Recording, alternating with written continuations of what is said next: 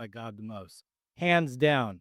It's unbelievable the access that we get and the people that come on the show. And it seems like every single time someone's trending, they either had a schedule with us or they randomly appeared on the show.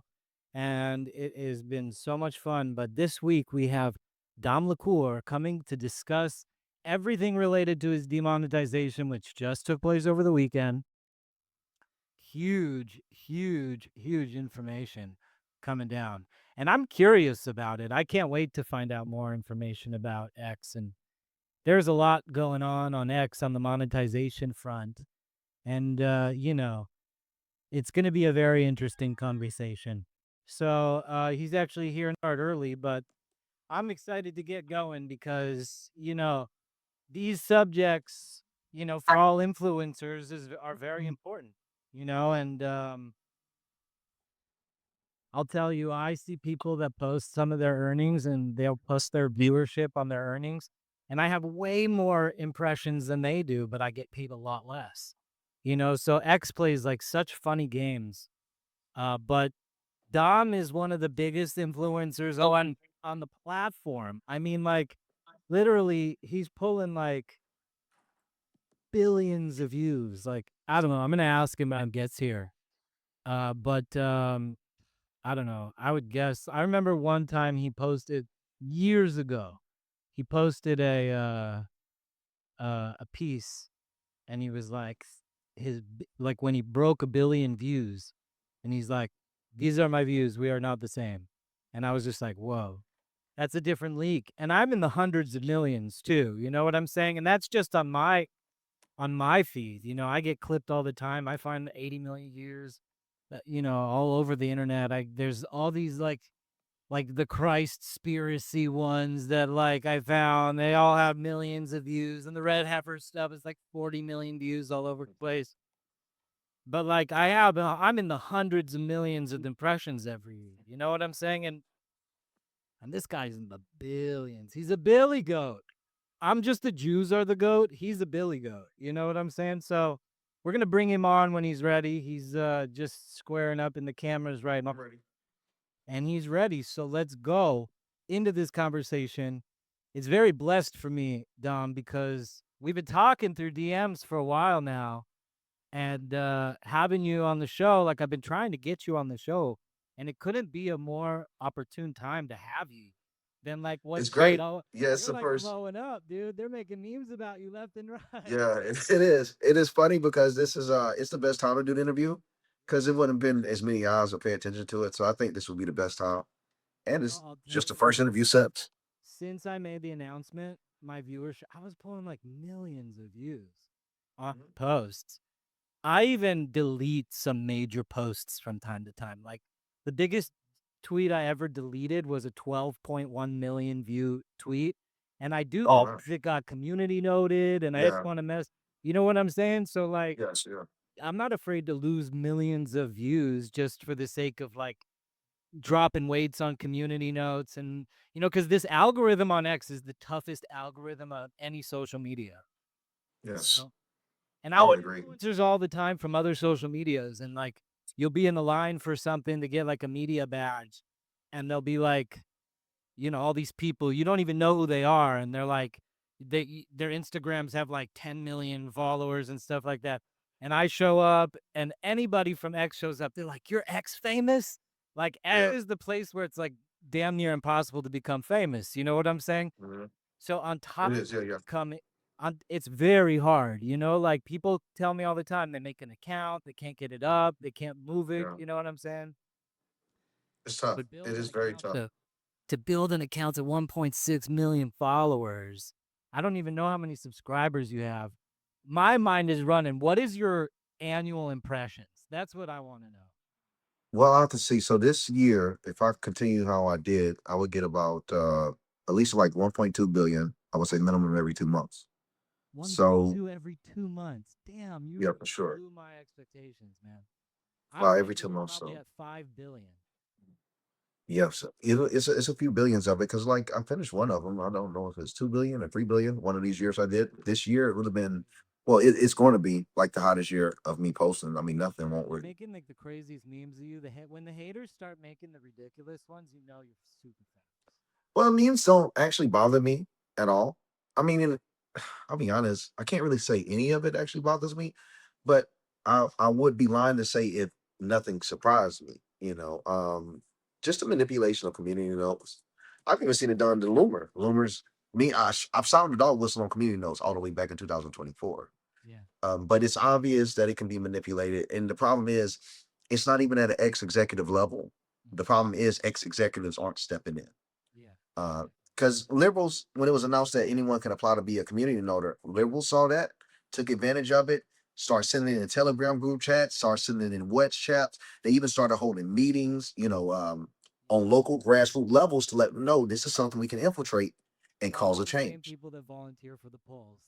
Yes. And that's the problem with conservatives. They don't really get too active when we have these new systems that give us ability to fight back, that give us the ability to protect our own. That's why you see conservatives, they can get done any type of way on these systems because Yeah. liberals did the research and they did the groundwork. You are rewarded for doing the groundwork for your party. And unfortunately, a lot of conservatives don't really get digitally active as they might should. I mean, even with President Trump, I remember seeing one of President Trump's rallies. They booked all the seats. These TikTokers may go viral, book a seat because it was free. And they was trying to mess it up to make it where people that wanted to go wouldn't be able to sit at the Trump rally, and that way it would appear that he's speaking to an empty stadium. Mhm. These are the games that these people play, and they're playing it much better than the conservatives at every angle. And they've been doing it damn near for a decade at this point to me. Yeah, they have like bamboozled politics. They're always like scheming and plotting. And I was blown away that Eric Swallowswell resigned from Congress today too. Like that is like classic gerrymandering. Rigging elections. And I'm in California. I know you're in New York and Miami and all over the place. Dom Lucre is everywhere. But I'll be here in California. I think it's like the most corrupt how they gerrymander and jerry rig elections. And I actually ran for Congress in 2014 against Bass, who's the mayor of LA. And I was in South Beverly Hills, and then they gerrymandered our district, which was 33. Henry Waxman was retiring from Congress after 40 years in Beverly Hills. So they didn't want it to go conservative, and it was going to go conservative. So last to gerrymander it, they kicked the Jews out of Beverly Hills and put us to Compton. And ever since What? yeah, I swear it was crazy. I spent every single day in Compton, like What, dude? I would have yeah, never known what the heck. Hold on. bro, I'm People telling know you. what the hell. Wait, hold on, dude. I've stayed in LA for like 3 months. They put y'all in Compton. They put me in That's Compton. crazy, Yeah. dude. That's And I like the spent worst every place they could single put day of you. the campaign in the Mert Park, like Well, just that's straight the up in worst. Compton getting ready That's for Trump. crazy, man. That's the And worst place. nobody has scored higher than me since that 2014 as a Republican. And they like Happy Black Republican tried after me, and like Yeah. some of them didn't even make it past the primaries, but like they were since it's like a predominantly black district. Yeah. It's a Yeah. Democrat. very Democrat district. It's like 91% Democrat or something like that. Tribal people. Yes. Very tribal. Very tribal people. Well, it's Mark Ridley Thompson, and his son Sebastian Ridley Thompson, and they have like Yeah. this racket on LA politics. He sits on the board of supervisors now, and the board of supervisors of LA really calls the shots. They're like these mafioso types that like just kind of like rule Los Angeles. But they redistricted us at whim, and I ran against her, and even to this day, I'm like, she fears me, the mayor of Los Angeles. And we've had to do a couple photo shoots together. And I actually showed up in an InfoWars hat to one of the photo shoots because I was like, oh, you want to use my face? Okay, it comes with territory. You know what I'm saying? I'm like, Yeah. but Yes, sir. but yeah, so they redistricted us into Compton. I spent like every day in Leimert Park. I got really close with Tony Muhammad from the Nation of Islam. I got really Yes. for a while. I was really close with Riza Islam up until like the 2020 riots and stuff like that. And things got a little bit all That's weird. crazy. They try to limit you and then allowed you to establish new connections Yeah, actually, by doing that. Trump administration was really supportive. Elon Carr, Oh, nice. the White House special envoy to combat anti-Semitism at the time, Mhm. and he was like, di- Tony Muhammad and I would meet up at least once a month for lunch for like a year, and just to be in person, establish a connection and a relationship. And there were some dialogues between him, and a lot of dialogues. I would tell him stuff, and he would relate it to Farrakhan, and Farrakhan would relate stuff to me through Tony Muhammad and whatnot. I was like one of the only Jews I think alive that ever had any sort of communication or go between or whatever. And I really liked Tony Muhammad. He's like very interesting guy. He made an unbelievable Mm. film too. You know who he is, right? Yeah, I've heard of 'em. He's like the guy who took over after Farrakhan, like, Yeah. like the main guy of the Nation of Islam now. But yeah, it was I don't know how I got on this subject, but Jerry That's interesting. You know, you know, it makes you question. shutting through me in that race. It makes me question about a lot of things with real life. Even like with these comments, I see even people I meet in real life that have been trolling me on the internet. If I go out in Brooklyn, Miami, or something, and I go to Moxie's, if they see me, I- every time I see someone in person, I'll be like, "Hey, what's your at?" I'll follow you. I believe if you meet them in person, you've broke the barrier. I'll go ahead and follow you just for the fact that I got to meet you. I like to remember people that I got to meet, real life connection. And dude, I mean, I would just go out and follow someone and then find out they were talking shit about me. And some people they get offended by that, but to me, I think that's really a lesson to be learned there that the internet is separate from reality. And I'm saying that to say this: it's interesting for you to say that you were able to develop a relationship with this prominent Muslim, but in the realm of the internet, that just can't be possible. In the current realm of the internet, that doesn't compute. Like that can't be a I reality. think Hassan Shibli and I became friends. And I think he's Mm, like the most important Muslim in America, to be honest with you. He's the that's crazy. weirdest Muslim in America, that's for sure. He's like the smartest, hands down. You know who he is, right? Yeah, Yeah. I've heard the name. You see I've her. heard the name, but I don't He's know. like this lawyer. He's like, it was a wild thing. He's like really close with Ilhan Omar, and like he's the guy who took Dan Bilzerian all over the place. And Dan Bilzerian's like a secret Muslim or whatever.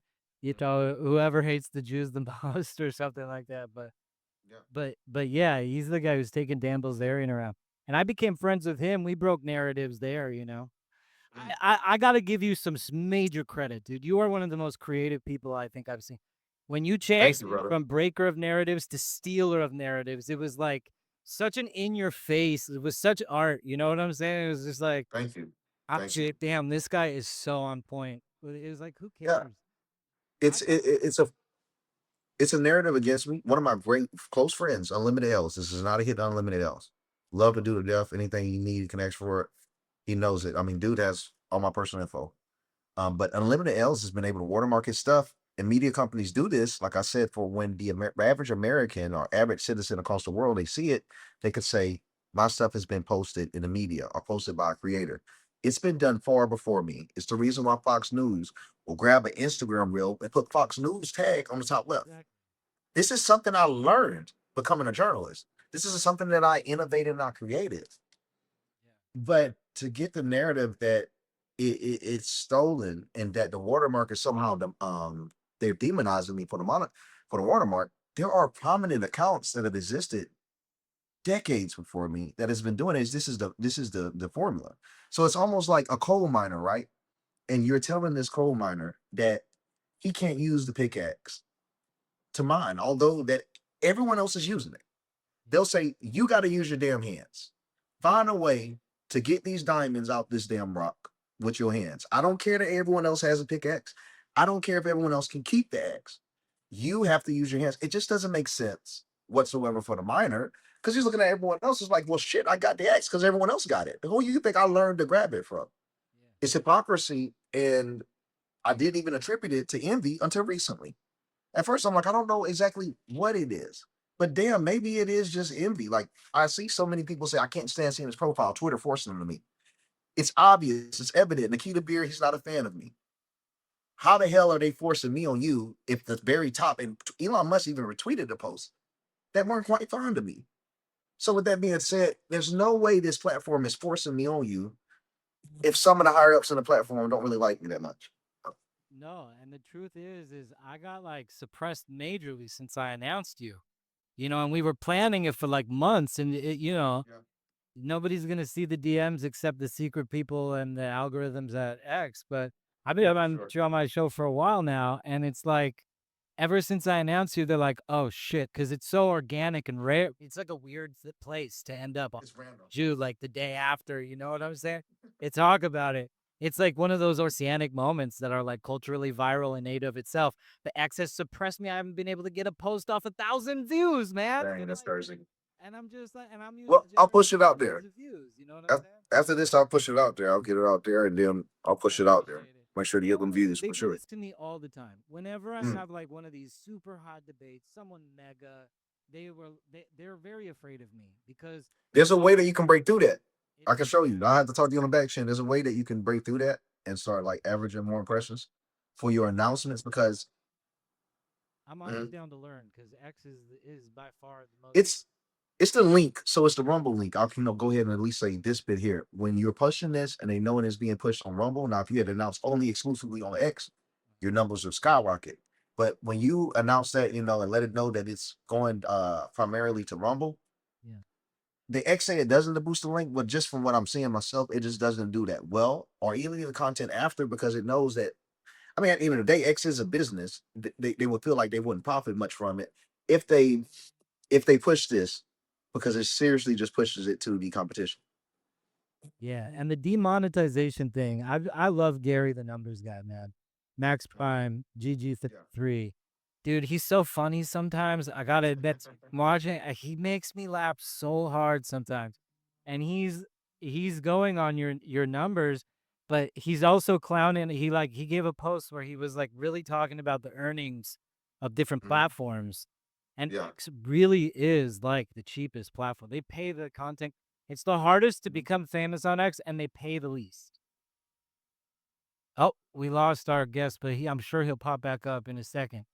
And that's the truth because X is so hard to break through on, and they pay the least, you know? So, like I said, I see people all the time who come through and they don't have nearly the same amount of views that I get on posts, and they get a lot more money.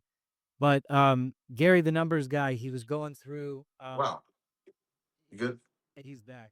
So Gary, the numbers. Yeah, man. That's someone on. Dang, that's crazy. So someone on X called me, and it Dude, cut this. I had to. Yeah. All right. accepting interference, dude. I wasn't even gonna say that conspiracy. You know, There we go. that Okay. straight up ran interference on us. X called the podcast to say So miss. okay, we're good. We're good to Oh, go. here We're we good to go. go. So I was just talking about how Gary broke this, and he was just talking about how, you know, YouTube pays this, Meta pays this, TikTok pays this, and X pays like a fourth of every other platform, if not below. You know, Yeah. I always get my monetization. My monetization is so low compared to other people Mhm. who have the same amount of views as me. But I can explain that too. So with those people, what you would need to do is you would have to get access to their verified followers and see if they have more than you. So people are confused. How did I make so much money um, with the views I have? I mean, for one, 600 million impressions, they pay a lot. But believe it or not, someone can make more than me if they had the same impressions. I have like 174K verified followers. X pays you for like the verified followers and the on page impressions from verified viewers. So the more verified followers, the more you're going to typically garnish. So if someone has more verified followers, even it doesn't mean that they're real or not. If it's just that they got the blue check, you'll get paid for them specifically. So you can get 1 million views and 20,000 of those views of verified followers, you'll pretty much get paid for those 20,000 views. So that's where you'll start seeing some so you were saying desperation. like 13%, right? Verified Mhm. followers. Yeah, and it's not many. Hey, It's that's where I'm at too. I think I have. Actually, I'm higher than that. I'll tell you right now how many verified followers I have. I have. Hold on.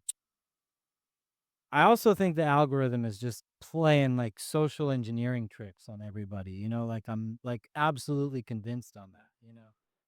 Yeah, I don't know if it could handle too many people being that viral because then it would be kind of impossible. I think to pay everyone is another thing too. Is when I start to wonder. Trump money's out of 65 million. Yeah, I'm 18%. 18, so yeah, that's good.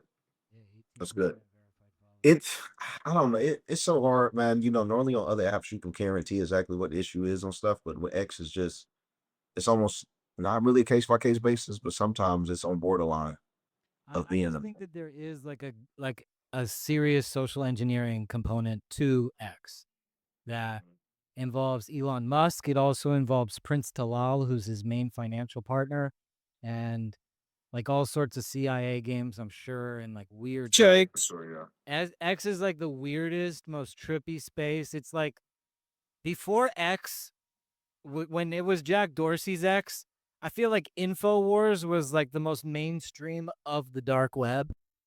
It's a world, and now X is the most mainstream of the dark web. Now Yeah. Elon bought it, and Infowars like pretty much got absorbed by X. Alex Jones pretty much, you know, became like an X star more than a Yes. band video star at that point. So Yeah, I didn't even think of it that way. I'd have to agree. It gives people that's looking for the alternative content or alternative. band video host, and we were getting the craziest numbers before X, before the X incident when Elon bought it. He was pulling like 20 million views a day on his own site. That was even before he did the Kanye West thing. When that was the largest live streamed event in internet history at 70 million views. 70 million live people tuned in. It was Yeah, man. spicy. But then X took over, and X is now like the mainstream of the dark web. And that's why it's so hard for these normies in the mainstream, because they're all like socially conditioned and pre-programmed and vaccinated and everything. That's why it's so hard for them to get on X, because X is like that scary place they were told not to go to. Yeah, it definitely is. It's crazy. They've done very good with creating a narrative to, I guess I could say, the establishments across the world, even like these celebrities, of viewing X as some boogeyman that you shouldn't go touch. It's almost like if you go to X, you'll get like they got a narrative going around, for liberals that if you go to X, you'll be facing propaganda. You won't see the truth. You'll be manipulated. When regardless of all of my grievances with X, it's the closest place you can get the truth. I mean, shit. If people look at the slop on TikTok and Instagram and on Facebook, there's a reason why people come to X to see what journalists and creators got to say about the slop on other apps and find the content that's genuinely interesting. Because if you actually go through an Instagram reel and you compare that to X, it's a night and day difference. It's more intelligent on X and it's more of a basis of what's going on in the world, of what's truly viral. Because X serves us a unique purpose that X is a great validator. If something was posted on Instagram, YouTube, or Facebook, or TikTok, and then it appears on X, it is now deemed viral. I mean, many celebrities, I mean, a person, whenever they say I'm going viral or I'm getting cooked or any of these things that they reference about having relevancy on the internet, it will always lead back to X. If you look through what they're showing you, it'll be like, okay, let me see what you're talking about, bro. It'll be tweets. It'll say I'm trending. It'll be the trending topic on X. So X is the basis of reality in terms of what's viral and what's not. I agree with And I don't really understand the new updates that's telling people to prioritize video content. Like you can do that. Not post one video. I was doing like one video a day on X, one original video. People ignore that, disregard that. That's fine. But you cannot prioritize video content if video creators get a validation from their content being posted on X. you. Right. I actually, part of my journey to, I don't even like calling it fame, because like I've always practiced running from fame, and it caught up with me, like I just shut up. I had to like keep I'm an activist. I see something Yeah. like in the world, and I have to speak out against it. I'm just incapable of like accepting a reality I don't want to live in. And that's really the force that drives me, and it's quite spiritual, but that's the force that drives me to do this. But it's just there's so much content that I create, and I actually went to banned video because I was deplatformed from everything, including Twitter. I was like really like just eliminated from that liberal world. I'm allowed to have a on Meta. I'm allowed to have a and this is a good segue to get into something I wanted to ask you about. But I'm allowed to have a an account on Instagram for my show, but they took away all my personal accounts, even just the one where I posted pictures of my family to my family. You know what I'm saying? Like Oh, Instagram, like had it out to fuck with me. You know what I'm saying? And I've been fucked with by a lot of corporations in the larger conglomerate system of control that like exhibit their influence to make life more difficult for conservatives, leading all the way up to the IRS with Lewis Lerner and all that shit that went down. Yeah. But I lost my Instagram and then I lost my YouTube. Oh, they said that I posted, I had like this world famous rabbi on. I mean, he's so orthodox. It's like super religious world. You know what I'm saying? And they said I posted nudity in that episode. It's called The Kabbalah of Ukraine, I think it was. It was like episode 20 something. It was super early on in the Adam King show. And they said I posted nudity, so they removed me from YouTube. And I wasn't allowed back on YouTube until Candace Owens started accusing me of killing Charlie Kirk. I was trying to get on. I petitioned and tried to get back on when I had Tyson Hockley come on the show. And I wanted, I was like, please let me get back on YouTube. They didn't let me back on YouTube. I tried to stream it there anyway. I was blocked on my stream with Tyson Hockley. The next episode, I didn't try to, I didn't go, it was like several months went by before I even tried again. And I started talking about how Candace, she like accused me 4 times of killing Charlie Kirk on her show. And here I'm not allowed to even go on their platform to defend myself.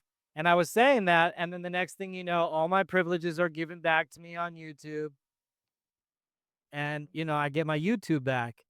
And the funny thing with YouTube is the first episode I had this one guy on who's like a traveler, and I went through the roof, and then the next day I had Dinesh D'Souza, and like I only had 18 views. You know what I'm saying? Like it's crazy, and I also playing with me so hard. But I wanted to segue that into the Candace stuff because I really attribute getting my YouTube back. I only have been able to get on X. I'm not allowed on all the other platforms, even today. I'm hoping that with Larry Ellison buying TikTok, I'll be back on the TikTok. I never even tried to have a TikTok account. The moment I tried to log into TikTok, I was kicked off TikTok. What So the I've hell? been allowed on TikTok when it was like a new thing, like they had me marked long before, even since I ran for Congress. I think running for Congress was the final nail in the coffin. Yeah. It's also a diplomat in Africa. I did like a lot of stuff that was like So that was out there. what I don't get is in this world, I have a very unique position. I can see narratives. I'm able to see patterns, recognition, see where the pendulum swings and how it got there for the most part. Yeah. And those stories like that, in my opinion, should be highlighted. Um, it should, because one of the main narratives that's out is that you get to monetize anything, it's going to always be the Jews, and they're going to leave us to starve, die, be broke, all these things while they can feast on it themselves. Whereas a Jew here that's being hit by the same systems as a creator, as other regular creators do, there's no hidden red phone that you call to get unbanned on these platforms. It's genuinely happening through an organic way, just as all meant. Like, I think those type of stories in a way should kind of be highlighted, because I've never even heard of stuff like that. You don't even hear of Jewish people taking animals. I've tried. I actually, the one that affected me the most, I ran into this when I got divorced because I guess the Match Group, which is this it's Match.com. They own like every dating app. So after I got divorced, Yeah. I wanted to get back out there and meet new Yeah. women and stuff like that. And I had a ban from the entire Match Group platform. So what the hell? They don't even want you to find love. They own Hinge, but the thing is, they own Hinge. They own all these dating apps. Yeah. The Jewish dating apps. They own JSwipe. They own all the Jewish dating apps. You know what I'm saying? They own Christian Mingle, Black Meat. I can't get on any of those. Now I'm allowed to go on Black Meat anyway, but I have like the universal. You know what I'm saying? I have like a, the censorship is so extreme, and people don't know how deep the collusion is between all these conglomerate corporations that play into these political systems. Yes. Yes. It really is. And the main basis behind a lot of our problems is the fact a lot of people will say it's us versus them. But I think the main issue of us living in this age of confusion, not enough people know how many us there are. They'll see people like you or me and say, well, no, they're not like us. Dude, they're freaking targeting us too. It does not matter. We are still individuals. They're at the whim of major conglomerate systems, just as the people that would consider everyone else as us. We're no different than you. We're human beings that's at the mercy of our employer, at the mercy of our advertiser, at the mercy of whoever pays us. We're no one. We're all us. And I think a lot of the division and confusion comes from not too many people knowing how to identify who is also us, because they identify way too many people as them, not understanding that person's not in control. That person does not control the system. Exactly. They're just an agent of the matrix. You know what I'm saying? Yeah. Yeah. Carrying out orders like soldiers. And some of them are so conditioned they don't even know that they're a part of the system. They think they're free. Yeah, that's it. That's the greatest slave. The greatest slave would always say they're free, because if you think life in reality itself is having chains on, having bondage, being told when to come in and out the house, if you think that's reality itself, you'll never look for a reality outside of that. A slave that thinks he's free is never going to fight for freedom, because he lives in it. He lives in a false reality. We live with a lot of mental slaves here. We said you hit the nail on the head. We live around a lot of people that truly think they're free, and they might be the most broken, or might be the one that's most institutionalized in so many ways. And that's what makes them very useful, because they think. Yeah, and even on X, there is that too. It's like that element of social conditioning. And people on X who live on X like to think that like X is immune, and because you could say anything you want about the Jews, it's like the place where like you're the most free. But really, there's like this unbelievable social conditioning that's taking place on X. And but I always say like sometimes it's hard to have like organic like content. Like I grow my account, it grows slowly. It grows at times when I interact with people, you know, with Candace, with Thomas Massey, with Marjorie Taylor Greene, with any of those fights that I had, it would just amplify, amplify, amplify. Yeah. And then the viewers, and then everyone would talk about me. I mean, like who hasn't heard of Awesome Jew on X? It doesn't reflect Yes. the view, it doesn't reflect the follower count, you know? Right. But that that that nature of the community of X, it really is like just a completely controlled environment. You know, they're making so many influences behind their back. I think I get used when they want me, when they need to use me. They know that my account is so galvanizing that they'll throw me in when they need to boost Smassy or whatever. Yeah. And some of these people can't even stand on their own. Like Marjorie Taylor Greene walked out of Congress. Like, what an embarrassment. Like, if you ever won a congressional seat, whether you ever ran or not, would you ever quit, or would you be like so honored that you're a congressman that you carry it out to Yeah. the end of the term? You Like, got to bring it to the end, because that's what you owe them. That's what you owe them. Because they could have had someone else that would carry it out to the end. That's what you owe the so people. who is she then at that rate? You know what I'm saying? Who does she really work for, and why is she on our? Why is she posing to be on our side? Sad to see what she became. She's That's gone. sad enough.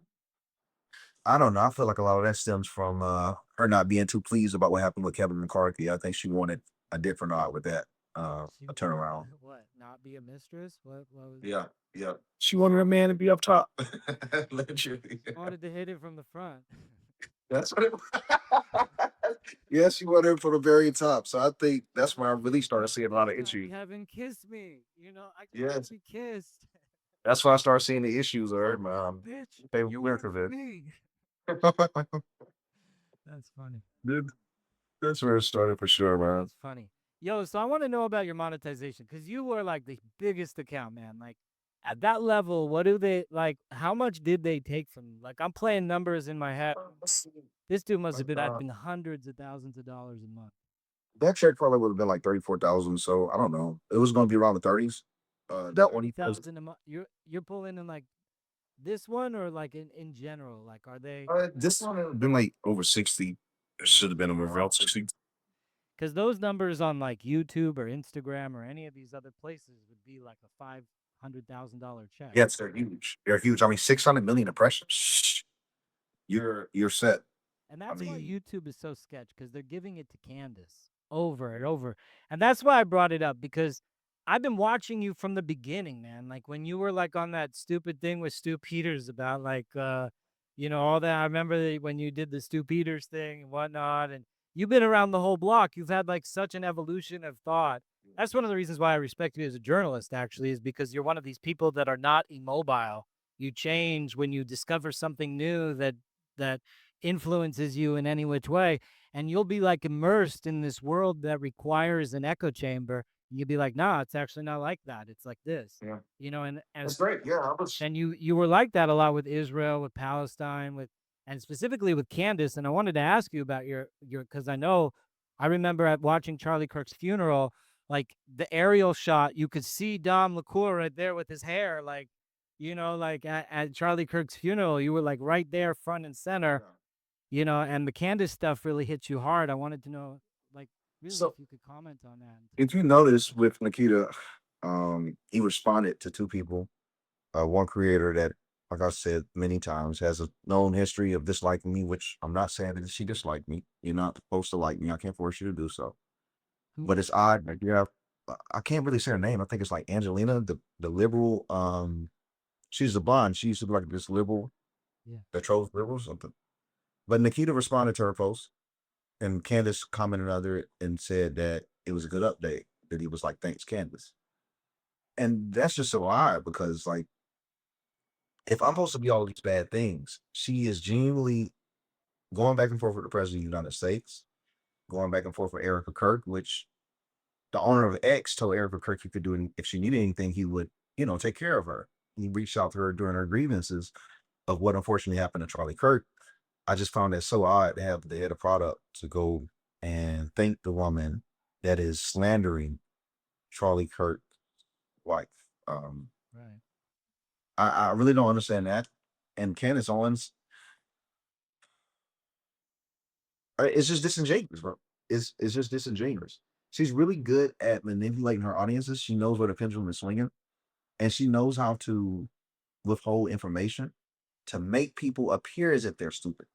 So she'll lead people in, be very vague, and then people will, criticize her for being vague. I know this is one of her strategies. She'll say more details will come, or she'll allude to something, won't give you the full details, just to try to generate enough backlash of people claiming she doesn't have anything, there's nothing left. Sit on the details to try to do a eureka moment. It's very cheap and it's very disgusting to do a eureka moment and say, I thought you said I didn't have anything. Well, of course, people want to say you don't have anything if you are being vague for 2, 3 months Right. and you're intentionally withholding information. So Right. I just know the way to Carried the story manipulate. out Mhm. for a long time, and her Goonie Mafia squad, they like run with it, and like that was what I felt was such a smoking gun with her with my story, because she was all bent up about. She used to talk about my account nonstop Yes, yes, prior to Charlie Kirk. Like she was like, I'm Pierce Morgan fuming. You're an awesome Jew. yes, Jews are the goat. Like so angry, like real anger, like as if Jews are not allowed to be proud preachers or anything like that. yeah. She was pissed. But when she accused me of killing Charlie Kirk, the last time she did it was like, I want to say like December, January, something like that. So it went on for like 3 months, 4 months. And the DMs I would get were so brutal. And when I mean Mm, brutal, I mean like goon squads of like yeah. radicalized people where I actually have to call the police, and I did call the Oh wow. police, and the police had to be involved in one of them, and that's what it's like. That's unfortunate. That's like when she's always like dot dot dot more to Mhm. come. She's like Yes, nagging. yes, It's almost like egging on, like take the law into your own hands, renegade. yes. You know what I'm saying? And that is where she's like truly like breaking the law. You know, And she's really good. it's Oh, insane to she's good watch. at it. Yeah, she's good. She's good at it, and she's good at being able to do it to a point to where she could say, "I did nothing wrong at all." I mean, she's far from. She's not as smart as she might think she is in terms of her content, but in terms of audience recognition and pattern recognition, she's definitely one of the best because she knows before she puts out a piece of content how the world's going to react. Anyone that hates on her when she posts that content, she was expecting for them to talk shit about her, I'm sure. And the people that support her, she was expecting for that same support. I don't think too much of anything really surprises her, but I think that's a trait of narcissism in Well, it's itself. also I she's mean, being I'm boosted there. by the system too. And that's the big Yeah. question I have is why does she hit number one on YouTube? That's like such a liberal platform. Like I wasn't Mhm. even allowed a YouTube channel.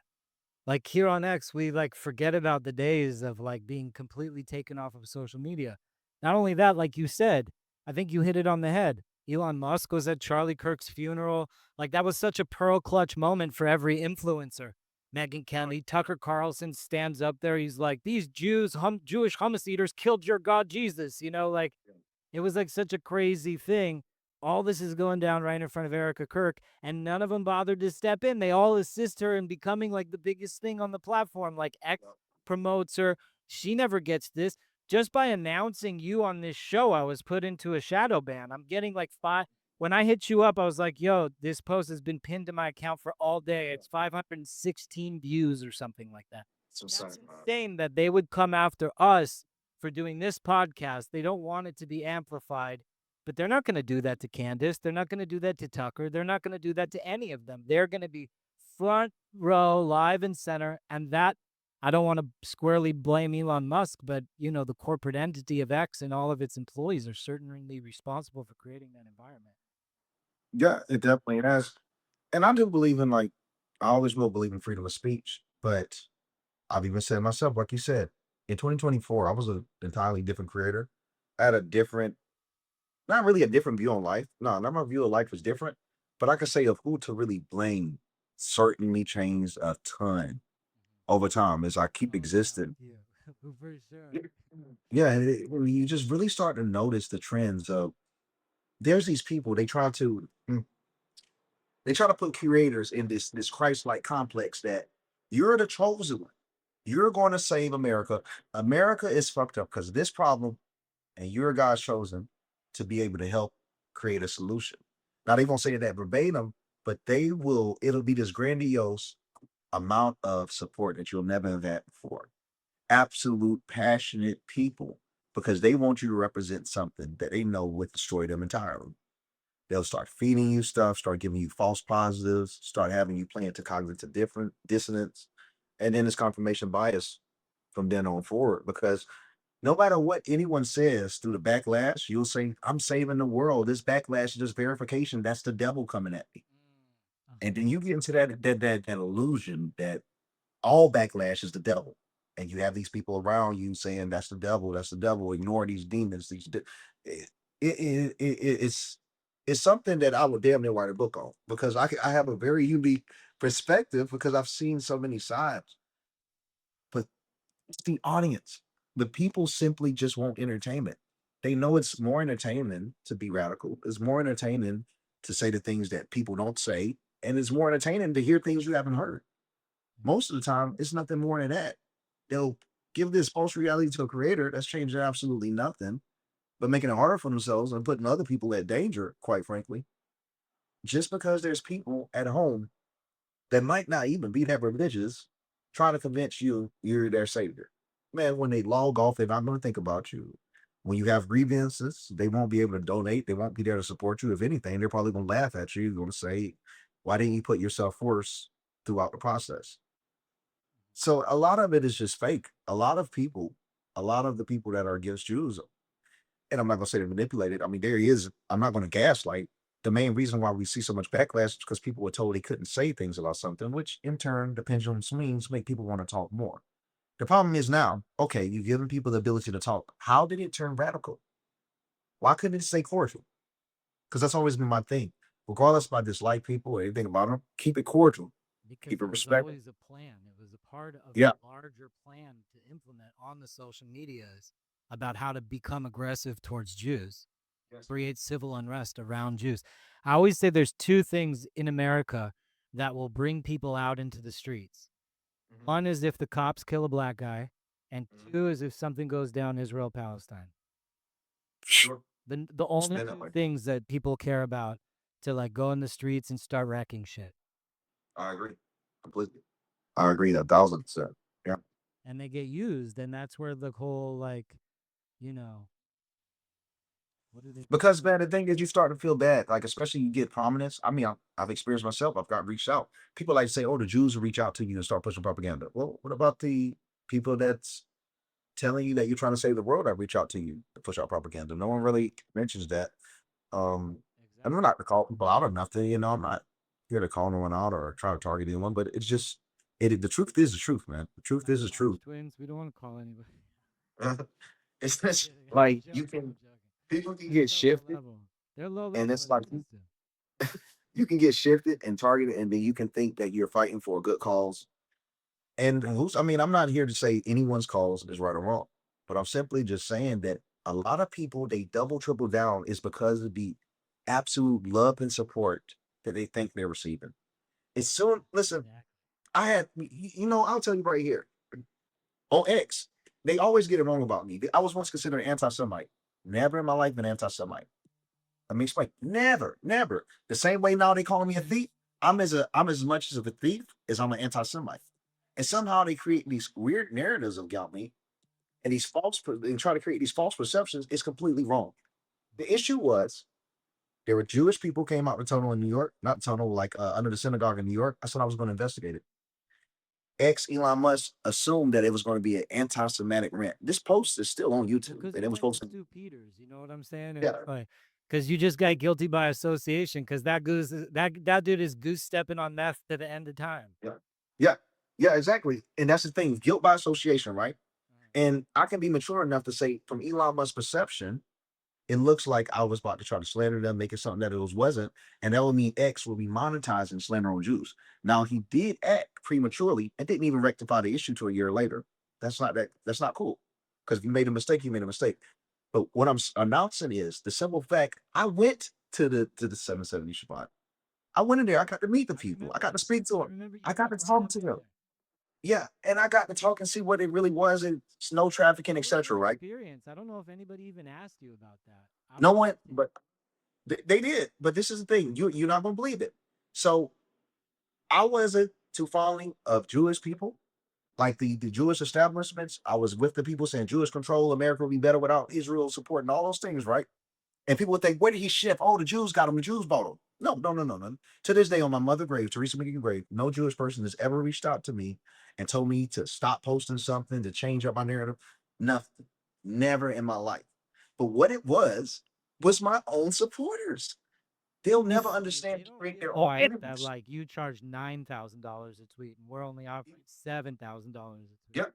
Yeah. I'm And just but at the time, look, my own supporters, bro. I say, look, the Jews, they did not traffic children in tunnels. These people, they were hired by immigrants. These immigrants, they worked long hours in the tunnels. I said there was the reason why you saw the mattress. I said there were people that were sleeping there. They were doing long shifts. These people were just sleeping there, getting the job done. They were paid well for it. I said, this is work we done. No human trafficking, no nothing. There was some, a dispute between some Israelis out of Israel and the people that were actually in attendance with the Shabbat. They were honoring someone that they didn't want to honor with a lot of the officials there, and the Israelis did things their own way. I said, this is a problem with the youth, having conflict with the old. yeah, It they might not be built understandable for most, but it's not the human trafficking. Oh, they can show that. And bro, the way that they turned on me, the way that they turned on me when I told them the truth is when I realized, and I'm telling you, this was the turning moment when I realized it's not about the truth no more, dog. They told me I should lose everything. I should die. My dog should get poisoned. They told me my dad should die. My sister should die. All these things. You're taking up for the Jews. You're hiding for the Jews. Kids will be trafficked in the tunnel. You're doing nothing to protect them. I'm like, oh my God. Guy in my DMs now doing it to me. It's just so crazy, bro. Because, and I gave them the truth. That's the God honest truth. And I said, dude, if I had slandered these Jewish people and said it was something it wasn't, I would be a hero right now. And I am a villain for telling the truth. There's nothing I could ever do to tell these people, bro. Was even to this day, people like, why you ain't tell the truth about the Jewish tunnels? I did. You don't accept it. And I had to see that to understand that, bro, the truth is subjective. And even if the truth is objective, people don't have to accept it. They don't have to. So they're fighting individuals Because they're that emotionally connected to an outcome. they're not looking for the truth. They're looking for an entertaining outcome. That's the goal. An entertaining outcome. If me saying the Jews didn't traffic children, that's not entertaining. I mean, that's boring. People don't want to hear about the religious association of it. They don't want to hear about the rabbi. They don't want to hear about none of that. They don't want to hear about none of that. That's all boring. They're like, where are the kids? There are no kids. Turning this off. Like that's what it's about. It's not entertaining content. The real world isn't that entertaining. That debate, that tunnel story came out like the day before my first debate with Nick Fuentes. And like it became like this five on, even Zerko like showed up out of nowhere to try to get in, and he was like, it was just so crazy. They were all talking about the whole thing was the tunnels. It was like nonstop tunnels, tunnels, tunnels. It was almost like you couldn't even like present any other set of facts. The only thing that mattered was they found Yeah, something to manipulate their that was audience it. with, and they're gonna repeat on lie over and over again, even if you submit any evidence Yeah. that says it's otherwise. I mean, like I said, 2023, I blew up. The tunnel thing came out the beginning of 2024. So throughout 2023, I was doing this to break our narratives, person that see a narrative, break it. Boom, I hit the tunnels. I said, this is a narrative. I broke it. It ain't what you think. For the first time in my career, I couldn't be me. No, you can't break this narrative. Oh, they done paid you off. I was like, what the? Have you ever been to Israel? No, I haven't. Do you want I to haven't go? been. I mean, I would if things die down. It seems like it's kind of hot out there right now. I If said, it dies down, yeah, I once like to they die explore. down, I'll take you to Israel. That would be dope. Yeah, Oh, I I'm willing want to to. see. I I want want to to see be a Israel. real. You know what I'm saying? That'll be I all want to right. see Israel. Because Mo, we already accused you of being on the Israel sling like a year or 2 years ago. Because now when you go to Israel, it's be like, yo, I've been on this. You know what I'm saying? What are you talking And about? it's sad because they feel like there's some type of initiation on Israel. Like, bro, I like I said, I've seen both sides, and it's just the amount of delusion. Yeah. I had to see it. I'm someone that can see it. I mean, I had to see it. I had to see it. Israel's I was like, bro, really dope too. Like, you'll never find another country in the world like Israel. As it relates to America. They are like, they are so, and I as a Jew, I'm just like, yo, be more Jewish, like, what are you doing? But they like, Israelis emulate every aspect of American culture. You know mm, how like there's lowrider gangs in Japan and stuff like that? yeah. Like Israel is like the same way. They love any ass they like attach themselves to any type of American cultural trend. And there's Wow. subgroup in Israel. Like if you go to Tel Aviv, everything is the same as America. Like you can't find that anywhere in Europe. You can't find that anywhere in the Middle East. You can't find that in Russia or China or Africa or South America. But in little Israel, these people like love America. They really do. Like on the 4th of July, you should go like on the 4th of July because it's amazing. Just see American flags everywhere. It's like, what So who does that on the 4th of July besides America? You know what I mean? Like that is correct American foreign policy in action. When countries want to be exactly like us. You know what I'm saying? When they want our laws, they want our culture, they want our way of life, they want our economic system, they want to trade with us, they want to do business with us. Especially Israel's all smart and militarily advanced. I want to ask you about the war in Iran since we got on the Israel subject. What's your you seeing right now like Saudi Arabia building a pipeline in 2 weeks from Doha to the Red Sea, claiming that they're going to send it to Israel also so that it'll power Europe, and Qatar and Kuwait and the UAE all ride into battle with Israel, with America, the father ruling over, and they're like, we're like fucking these people, this evil regime created by the deep state CIA and the Iran Contra affair. We're like, blowing them away to oblivion, and people are blackpilling, like on Donald Trump. Like I would picture of himself as Jesus, dude. He's like really like Jesus. He's like a messianic figure. You know what I'm saying? Like the dude is like unifying the Jews and the Arabs to battle I can say the Iranians. he reminds he reminds me of a prophet. I couldn't say he's Jesus, but he reminds me of a prophet, someone that's probably been positioned by God to definitely to heal the world. I think he's the best person to bring us peace. I approve of everything he's doing. And the main reason I approve of everything he's doing because I'm looking at the people that's mad. The people that's mad, eh, they actually wish for the destruction of the country. It's not even propaganda. I've actually seen Twitter posts saying I wouldn't be upset if a new kid in New York. I'm like, okay, so that's what happens when we start to accept this stuff into our country. That's what happens when we start. So look, regardless of what anyone thinks, I like to look at the world the way it is, not the way I want it to be, not the way it could be. I just like to look at it the way it is. So we've had Israel as an ally for God knows how long. Growing up throughout this country, I've never seen so many people wish for the destruction of our country and wish for our enemies to win till now. So you mean to tell me in an era where Israel get the most backlash is the same era where people are wishing nuclear warheads go off in the United States? Now I'm not saying no propaganda like it's a mass exodus of Americans saying that we should get nuked, but I've seen enough. I've seen enough of people being radicalized enough. Say that they hope America loses the war in Iran. Like, Yeah, we lose one for their moral clarity. Yeah, yeah. And for the strength of that, for you, we don't I fucking stand against ever lose. We're America. Yeah. So I have to stand against it. I have to stand against everything with LeBron because I'm seeing what happens when we stand against our allies. Shit, we're standing with our enemies. I'm like, okay, if you want to push away from Israel, say we need to stop funding Israel, fund another country, stay as a nationalist, okay. But how the hell does this shift to us supporting our enemies? Like, it keeps me up at night. I'm like, okay, if you wanted to push foreign interference from one country, keep us independent, keep us free, cool. I'm with that. I can't disagree with that, bro. Be honest. But if you tell me after we quote unquote do that, you say, now we need to support these people because they've been done wrong. Fuck these people. They want to death us. Like that was the Exactly. plan all along, and I don't see how people And don't see they've the proven it patterns. in Europe, all over the world, and even in Africa, and even in Asia, and all sorts of countries. They're like really proving what they want to do to the West. It's already been Yes. done to the other countries, and these people in the West want to simp for them and pearl Mhm. clutch because it's about Israel. Like you see, I saw Fuentes say that he hopes the Iranian regime kills all the protesters. They killed 100,000 fucking people, dude. Unarmed people. Like that's so crazy that like people like that could galvanize audiences.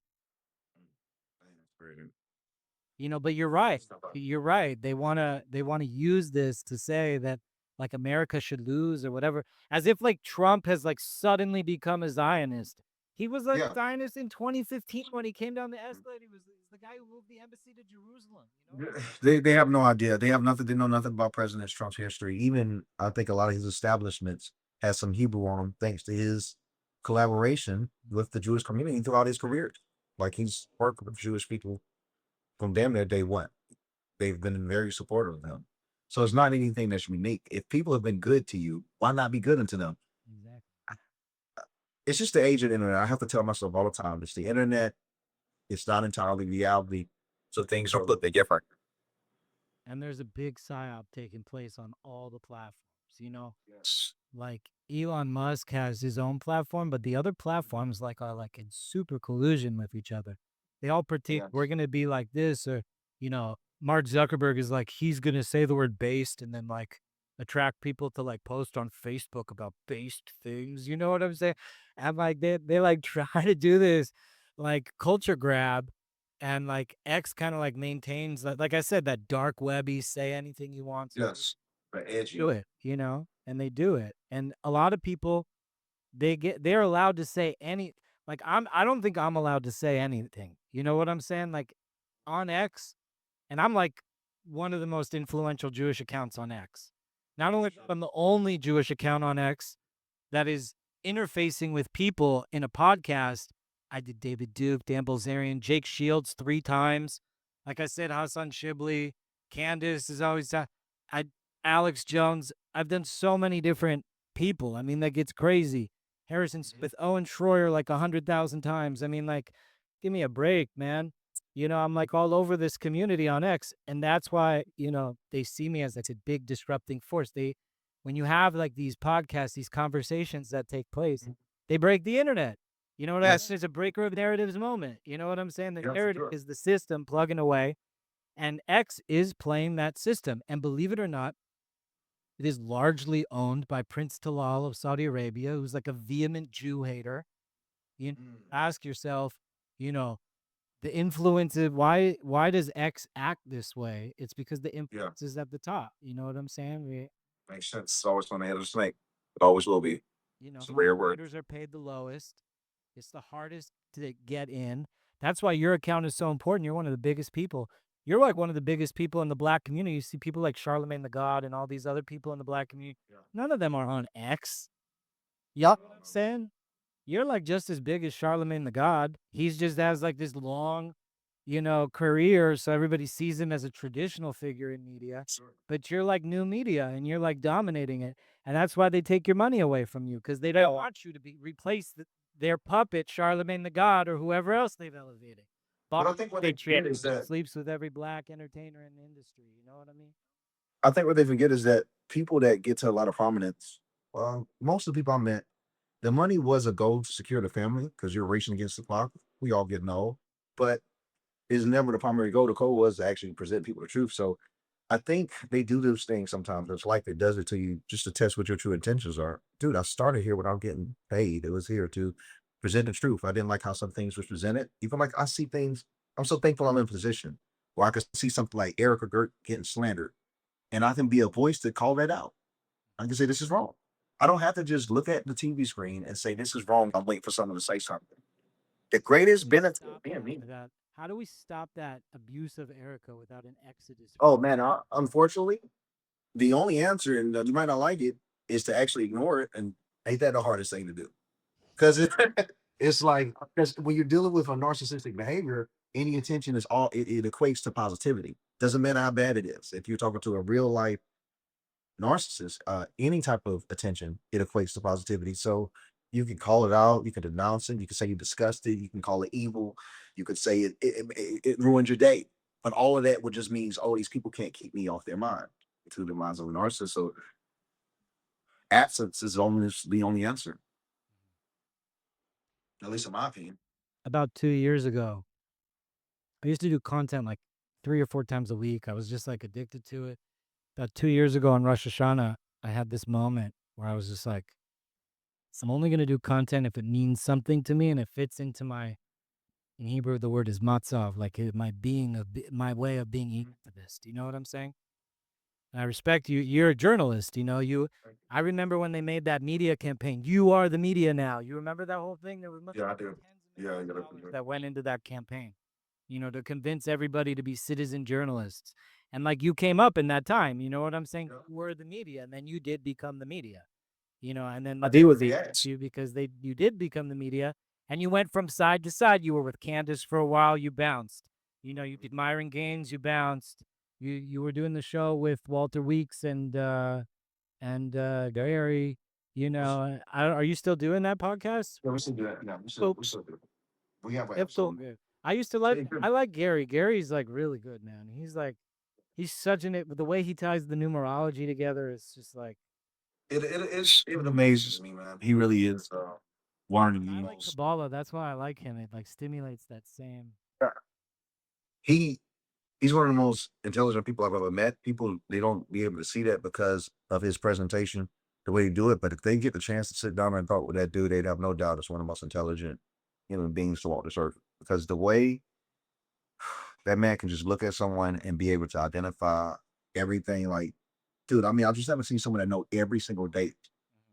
It'd be like, oh, you're in this personal year, and this year right here, this is your enemy. That's like, how in the hell would you have every single detail memorized about every date in existence? It's not one date that you couldn't give him. You wouldn't be able to identify um how it correlates to numerology. It's pretty amazing. I've never seen nothing like it. So cool. Yeah, it's very cool. And then every time you guys would do a show, I watched that show a lot actually when you guys would do those things. And like you would ask him all the time different like numerology clauses. So this is this year, that year, dragon or whatever. Yeah. I'm very happy that last year was my enemy year, and that was the first time I was ever like in that consciousness, thinking or hearing about that stuff. And Yeah. did I have like an enemy year, man? I was just like, holy shit. Congrats you So out, man. Well, I'm supposed to be in my year, but I'm in a personal 9 year, so that's what you could expect, that demonetization for that little bit of time. That's what happens in 9 year. So you think they're gonna remonetize you at some point, or like control you, or like what comes next for you, like with them? Like, what are you anticipating I believe they would. exchange for the money back? I believe they would, but I'm pretty religious. When things like that happen, it's a sign to not necessarily pivot, but to focus more on what you've missed out on. So I mean, I think to be honest with you, in 2024, after I got demonetized, I thought it was indefinite. It says it's 3 months here, but then they could push it in indefinite. Life is just that random. I mean, hell, just a while ago, I was celebrating my 32nd birthday with my family, having some of the best time of my life. Just like a week or two later, there's memes of me walking on water claiming I said I was Jesus Christ. Things happen quick. I can't really guarantee what it is, but I know it'll be good. I've never been in a situation where it doesn't end out good, but I think it would almost be, I, I would be leading myself to a trap to assume that it wouldn't come back or assume that it would, because X is so sporadic, man. There's no way to guarantee what happens.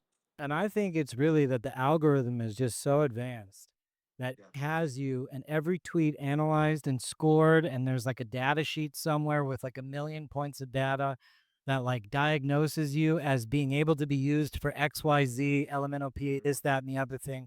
and like now you're in like punishment mode. And in punishment mode, it's like so it's like waxing and waning of the moons. Like they're like they're using you in a system. They're like taking you out, taking you in, anything but an organic environment. You know what I'm saying? And they want to use you for something at some time. They're anticipating your inorganic nature through their data that they can elevate you, just like they do to Gunther Edelman or any of these, or Eagleman, or any of these other people, these massive, massive accounts that get pushed, you know, by the system, Nick Sorter, all these huge accounts that are like literally made by the system. You look at like certain podcasters, I don't want to criticize people, and Lex Friedman is like a gigantor of the industry, but like, you know, it's a very specific thing. Sean Ryan has become very industry influenced. You see where the industry and the paycheck kind of dictate who is controllable and who's not controllable, and they all seem to follow that same Tucker Carlson narrative where, oh my God, Israel and this, that, and the other thing, and it's all about some like massive conspiracy. You know, the moon landing was either real or fake. You know, It's easy it's views. divided into camps. But I'll tell you right now, I do the media. I do like, like I said, sometimes 100 posts a day. You know, some of the easiest times I had in my life in my Twitter career, anti-Israel. When I was like, yeah, screw Israel, bro. That was some of the easiest content ever because it's easy. It's what you call easy, low effort content because you have a lot of people that's radicalized waiting for you to say, dude, it could be anything, bro. I'm talking about when you have a group of people that really hate Jews, you can say anything and get like 5,000 likes. I'm telling you, I could literally be like, Yeah. the ice cream machine down at McDonald's. I'm blaming the That's Jews. why, Boom, it's a banger. yeah, and that's why when people are talking about like foreign registry and like FARA and like undue influences of foreign countries in America, dude, literally like Twitter is owned by a Saudi prince. You know what I'm saying? And they're paying out massive checks for anti-Semitism. Like anti-Semitism is the most profitable It's paying well. on the platform. You know what I'm saying? It's the easiest. You got losers like that Korean guy who looks like a girl with his long hair and his earrings. I forget his like Quan something, you know. He's being pushed by the algorithms. You know, Quan Lee or whatever, you know, and they throw people at you, you know, like if you're an influencer, like they throw into my feed who they want me to interact with. You know, the algorithm is trying to pair me up with people to either fight or to like, you know, boost. Yeah, yeah, Or, yeah. you know what I'm saying? Yes, you're figuring it out. Yes, they will pair you up with people to fight too. Yes, they will. Yeah, And I've they're seen pairing that. me up with everybody. You know, those fights are over and done with. You know what I'm saying? And now Twitter's out, and this is where you are such an interesting character in the Xverse. You know, because like, well, who are you really? Like, I would say that a lot of you know, you're like me in the sense that you walk between many worlds. Yes, I definitely. like I like a talk with so many people, Jake Shields, Elijah Schaefer, like some of the biggest anti-Semitic names. I have like conversations, relationships with, whatever. It doesn't matter. You know, even I would even go as far as saying friendships in some way. You know, that have been developed through like just honest communication and being real with each other. You know, and those are organic. You know, and then you know, so X, you're like that. Like, what are you gonna do next? You walk between worlds, and Yeah, that's why I think they're really demonetizing you, is because it's like almost like a moment to like take a step back and see how do, because everybody takes everybody's content. Like people are always stealing content. That's why I wanted to say earlier in the podcast, you were saying stealer there it is. Yeah, of narratives. I want to call you an amplifier of narratives. You have amplified so many narratives through the freaking roof, man. So many stories. And I hate creators that are like pearl clutching on what they think is theirs. I have hundreds of millions of views on my own account.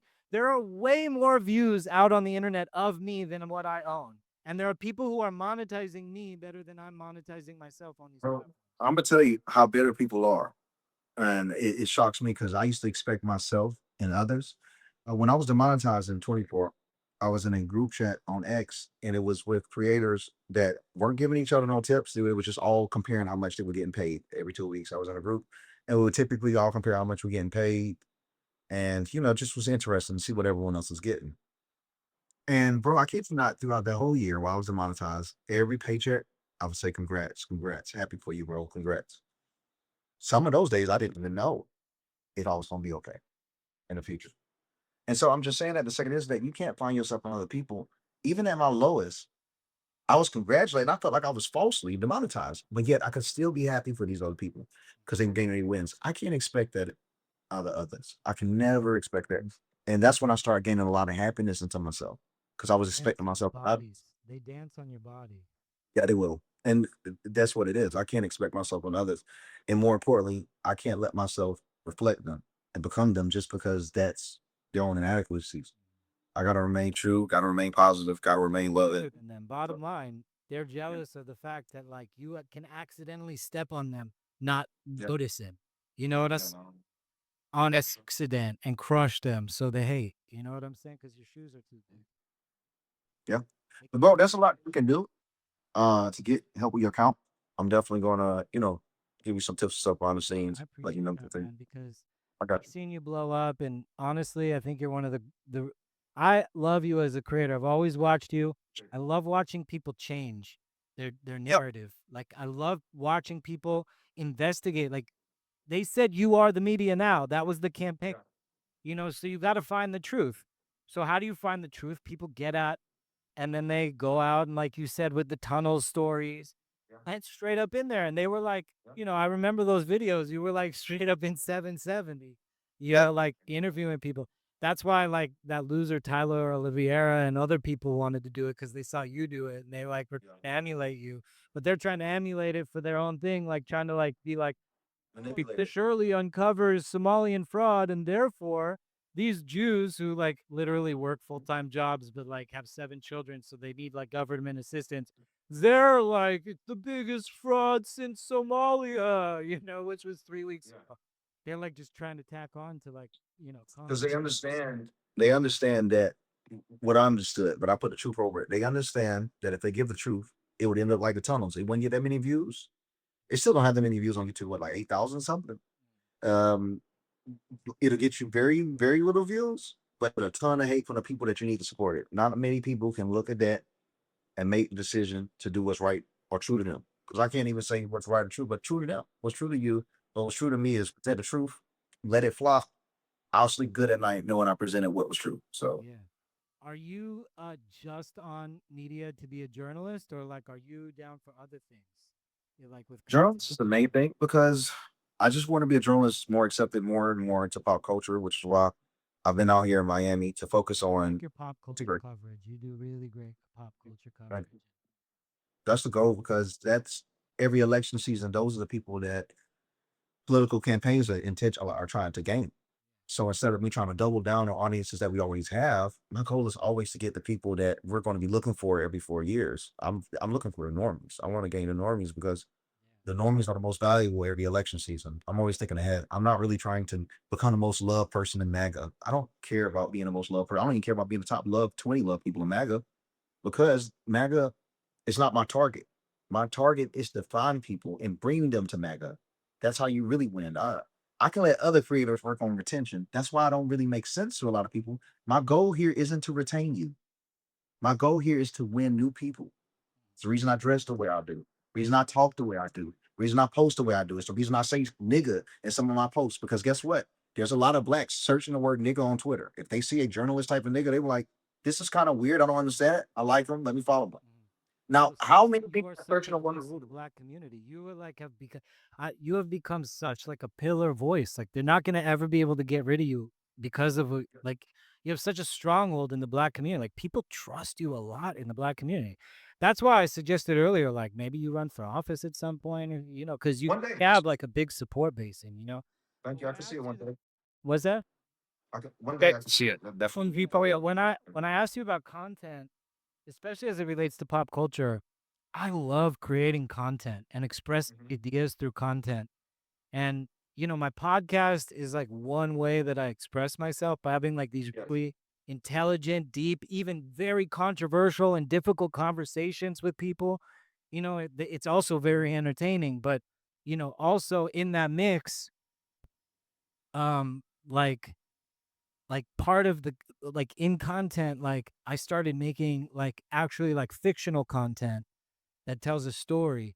Would you ever like act or be in a movie or do anything like that? Have you ever given any thought to that? I would one day. Like playing I could see. yourself, Dom Lucre in a movie. You know what I'm saying? I mean, I might could, but I'll wait till my brand is at its maximum peak to where it's just You don't think you're already at that place? I mean, I just not saw where I want. Stickler on 60 Minutes. Like he just Where came I want to out. be. You know what I'm saying?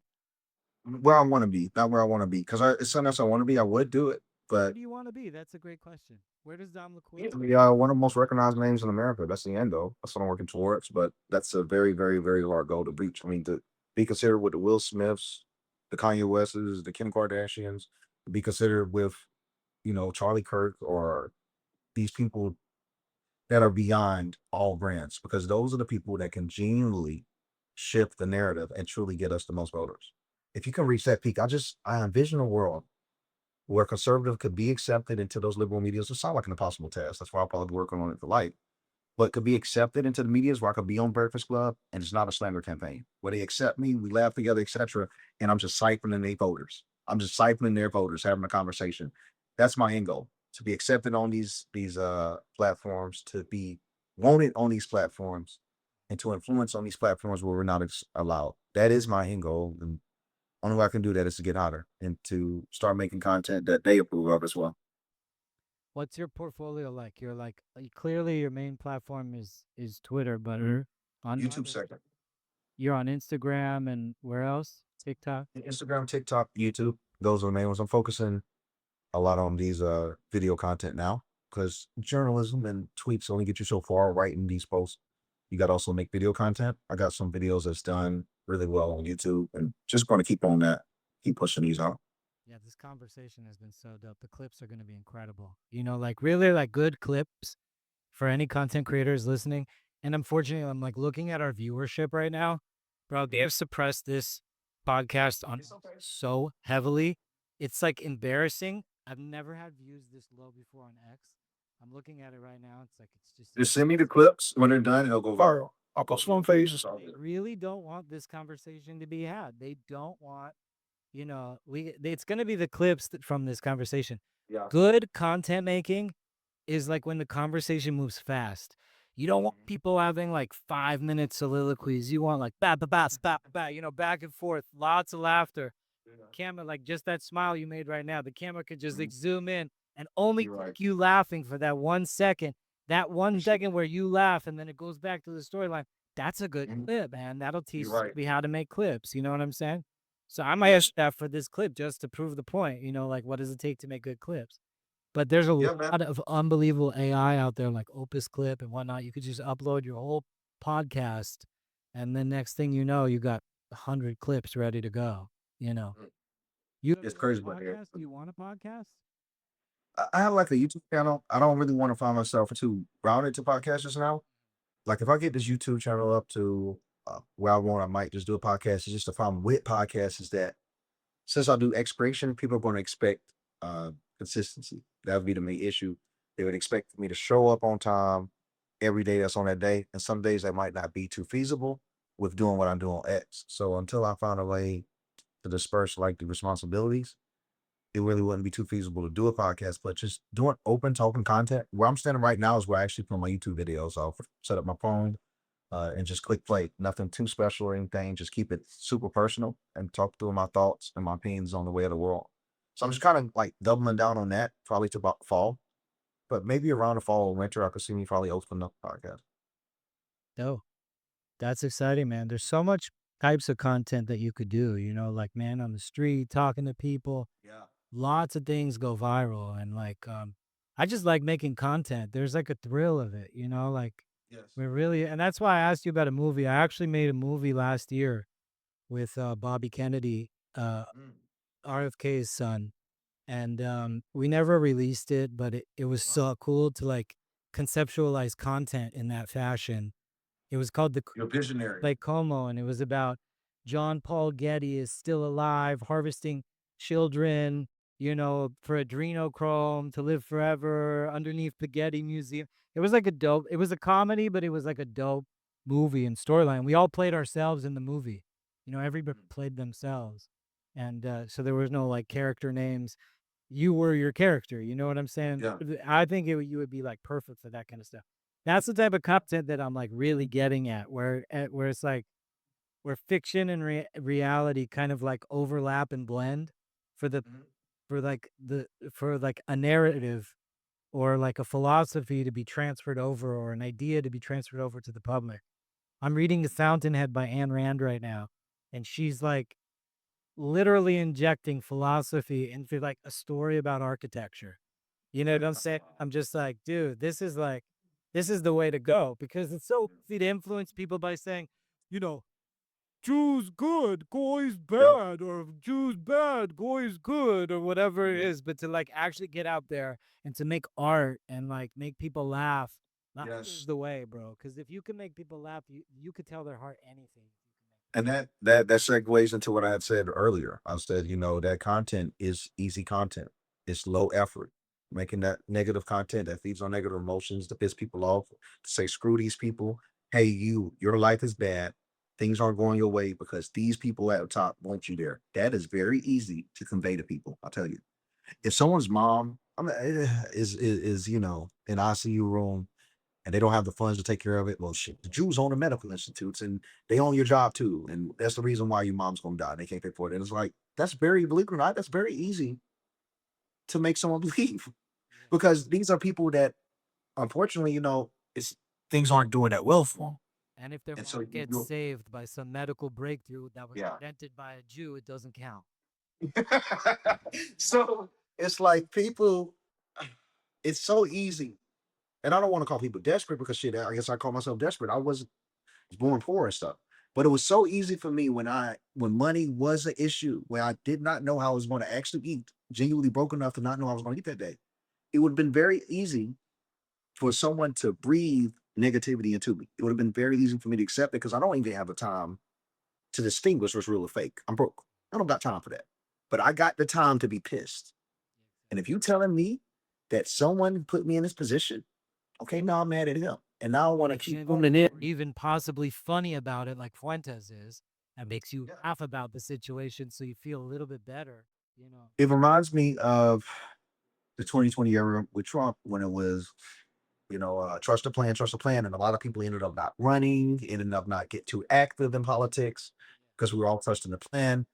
And it somewhat reminds me of that because it allows for you to live in this type of reality where you think you don't really have to do much because someone else is responsible for your positions, whether that be good or bad. People really didn't work like they should because they said Trump was responsible, trust the pen, he'll get it all done. We just sit and wait. People argue now and don't try to better their lives because they'll say everything's wrong. We can't get up there. We can't get anything better. Anyone's at the top, they've been bought off. They're controlled. They can't talk about Jews. They're manipulated. Like it's these false realities that people have set themselves in. It's like the walls they built up are the same ones they found themselves trapped in.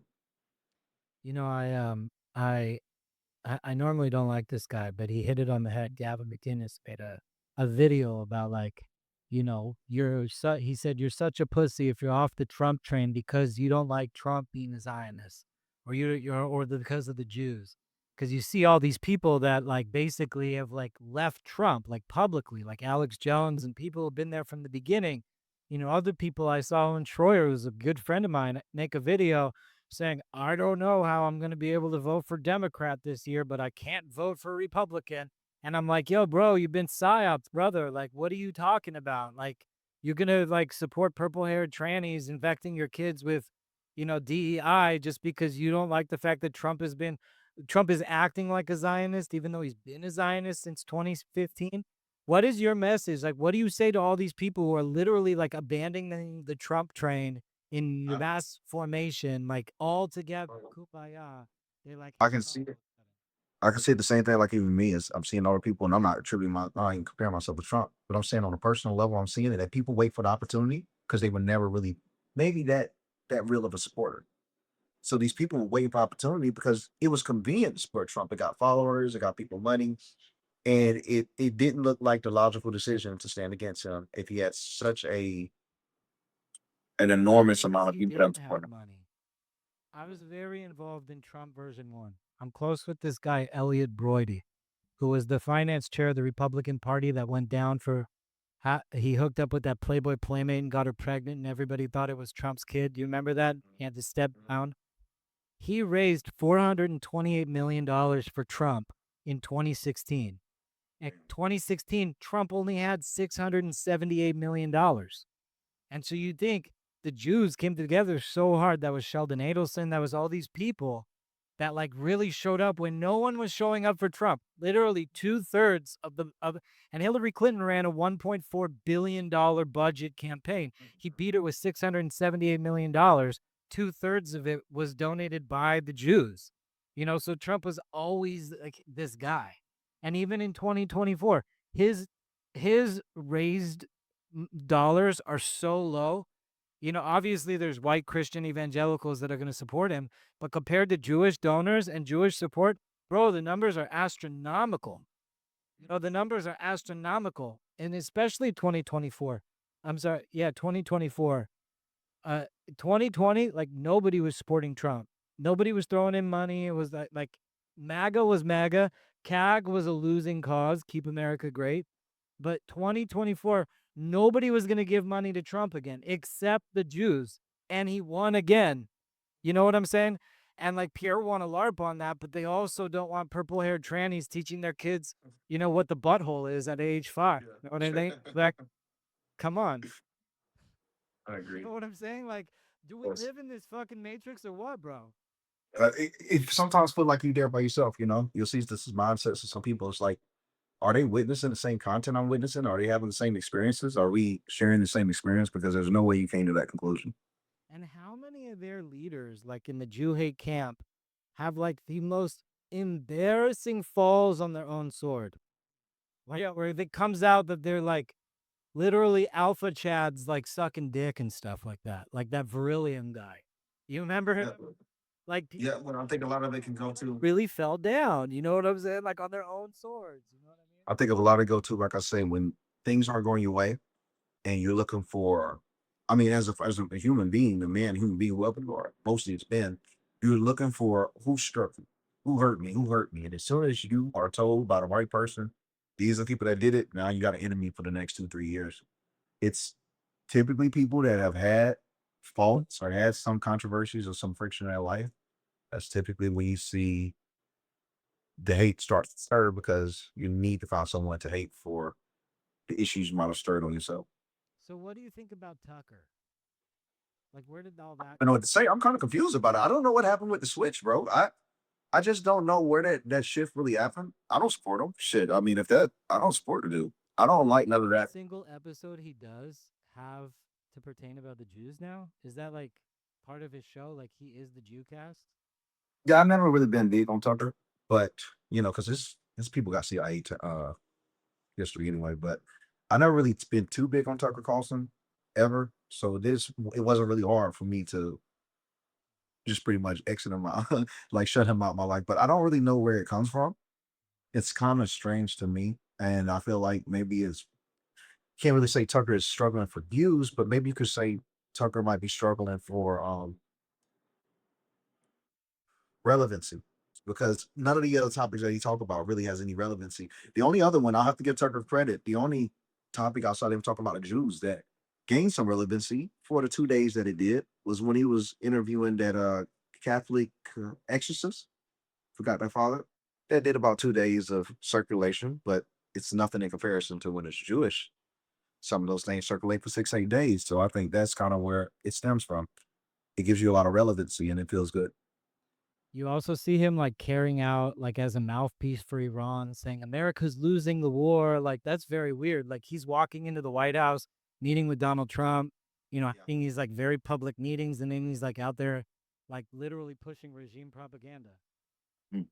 Yeah, I know with him eating Trump and stuff, and then it be back and forth. I'm like, dude, is this dude intelligence and no one knows except these two? Like, to hell, like, And the crazy thing is his son too, Buckley, is the chief communications JD Vance. You know what I'm saying? yeah, So it's like that's why I don't know. It's like it makes me wonder: is there something going on behind the scenes where this has dude to be. he's actually aligning people up? Maybe he's aligning with people to profile them to help them get profiled. I don't know. Well, because indicative of how big of a divide is inside of the administration. JD yeah, Vance. And that would be. I mean, that's the more terrifying answer. I hope it wouldn't be the latter, because I mean, shit, you got to about do. why Charlie Kirk was assassinated. You know what I'm Yeah. saying? Like, if he was the only linchpin keeping the entire administration together, keeping Trump and JD Vance like a one unified tent, of course they're going to try to take him out. He's, Yeah. you know, they couldn't take out the president. They tried, you know. JD Vance is clearly a losing cause in 2028. Like, Gavin Newsom has burnt down our entire state, fucked it up royally. Like, people are begging, and Democrats are begging. They're like, please suspend the gas tax while the war is going on, because it's like an extra 25% that no other state has to pay. It's like $7 a gallon in California for gas right now. And he's like, nope, not going to do it. And he will run against JD Vance and just like mog at him all day and just be like, like, look at me, I'm, Jason Bateman, American Psycho. And like, and JD Vance will be like, man, I don't agree with it. And the whole country is going to like vote Democrat, like that's a losing cause. The Democrat playbook is to sink Trump and JD Vance, and Charlie Kirk stood in the way of that. You know what I'm saying? And Democrats are better with also knowing where the pendulum is swinging for the youth. They also good with telling what's really. They come off as cringe every time, but at the end of the day, they're aware. Is one thing I can't take from 'em.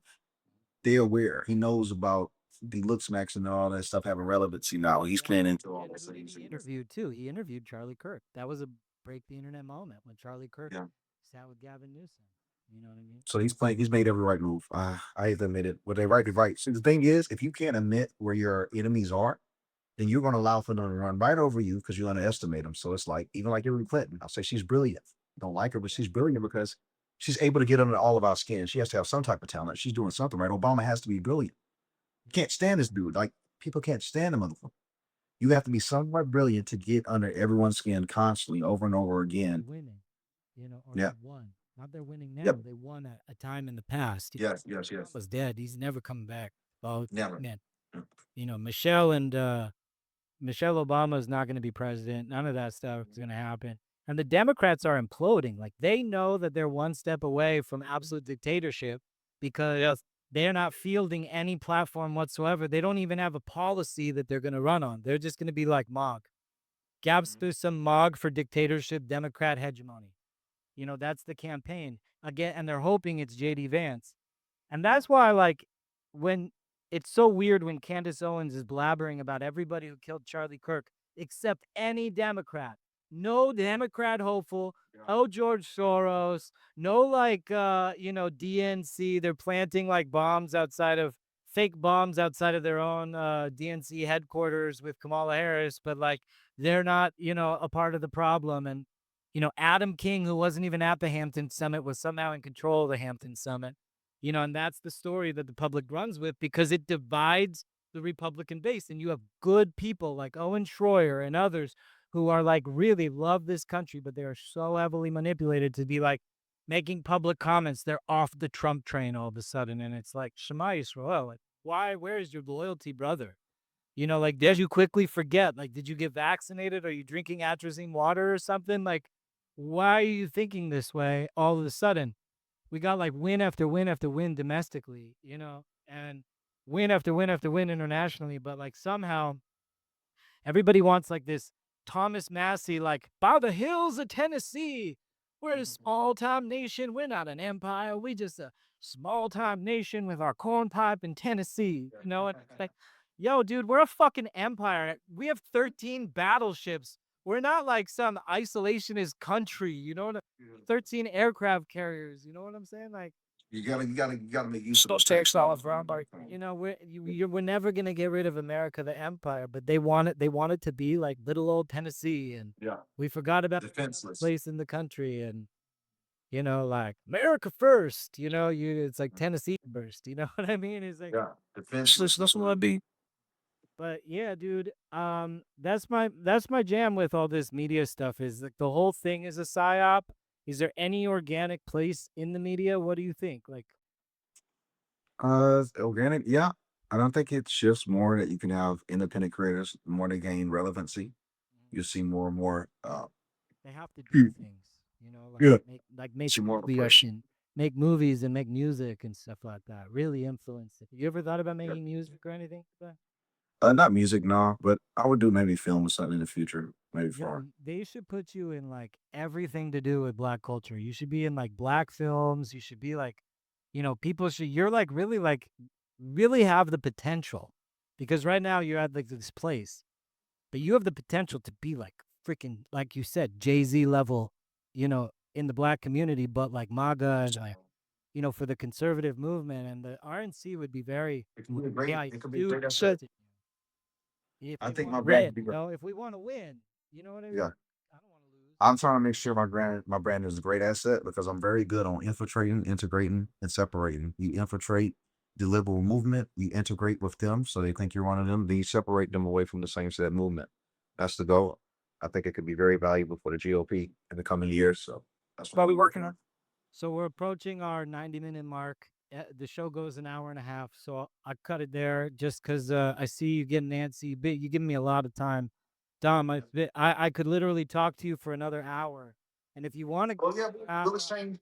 if you want to go another hour, happy to keep you here another hour. You don't have to go, but I want to be I mindful. have to. I have to. So I did have to do them. I So want you to be know, mindful I of need your to time. expand. I remember that time you posted that you were locked on your balcony, and I don't want to be. You know what I'm saying? We'll have to. We got to exchange numbers though, so we'll do that. Absolutely. Exchange numbers for you. DM me my numbers and we can. Yeah, We should man. do Because it I in appreciate. person. Are you ever in Yeah, LA?